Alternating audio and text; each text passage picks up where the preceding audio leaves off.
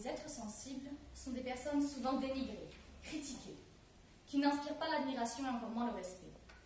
Aussi, ces victimes malmenées par une société déshumanisée et obsédée par la production ont particulièrement besoin de protection. Il convient tout d'abord de souligner une ambiguïté en répondant à la question suivante. Dans notre société, comment un être sensible est-il perçu?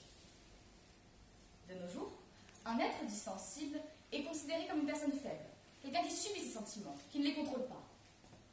Des caractéristiques particulièrement incompatibles avec la notion de puissance. D'ailleurs, messieurs, si on vous qualifie de sensible, comment interpréteriez-vous ce mot? Assurément pas comme un compliment. Vous n'êtes pas une femmette, encore moins une fillette, une pleurnicheuse.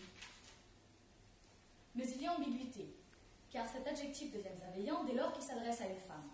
Mesdames, vous apprécieriez certainement que l'on reconnaisse votre capacité à vous émouvoir. Ah, la sensibilité maternelle. Mais attention, mesdames, à ne pas tomber dans la sensiblerie, sans que votre belle qualité deviendra un vilain défaut. Eh bien, messieurs, vous êtes dans l'erreur. Si on rendait à la sensibilité, c'est l'être de noblesse. En effet, une personne sensible est une personne plus consciente, plus compatissante, plus tolérante, qui suit davantage son instinct, donc une personne clairvoyante et bienfaisante, donc une personne indispensable. Voilà pourquoi je vais vous expliquer les raisons pour lesquelles nous devons protéger les êtres sensibles. Tout d'abord, il nous faut les protéger parce qu'ils sont plus exposés que les autres. En effet, les êtres sensibles sont en première ligne. Chaque jour, ils sont confrontés à la souffrance, la vue d'un miséreux dans la rue, l'annonce de terribles nouvelles informations, la douleur d'un proche. Sont source de tristesse, de compassion, de révolte, de sentiments qui peuvent causer une souffrance psychologique terrible. Quelle frustration, quelle détresse que de se sentir impuissant. C'est dans ces moments de désespoir que nous devons les soutenir parce qu'ils ont besoin de nous. Ensuite, nous avons le devoir de les protéger car nous avons besoin d'eux.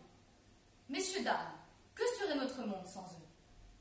Un monde sans sensibilité, sans entraide, un monde artificiel. En effet, les êtres sensibles sont au cœur de l'action. Loin de subir passivement ce qui les révolte, ils agissent pour rendre le monde meilleur. Je pense notamment à la Seconde Guerre mondiale et au génocide qui en a découlé. Durant ce conflit, les Justes ont aidé les Juifs en s'opposant à la dictature. C'est le cas d'Émile Guis et de son mari Jan, qui ont protégé et soutenu la famille d'Anne Frank. Les Guis se sont montrés sensibles à leur détresse et ont pris des risques considérables en venant en aide.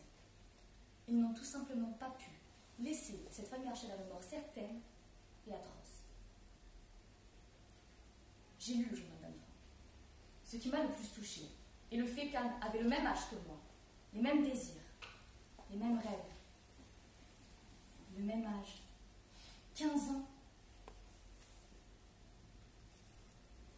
Je me revois, assise à mon bureau, tâchant mes feuilles de sombres pensées.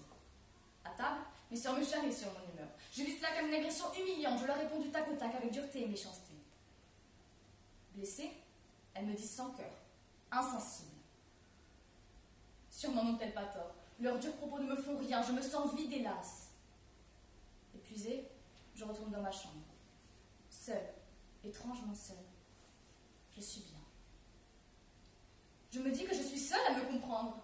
Je souris, puis je me dis que je suis seule à me comprendre.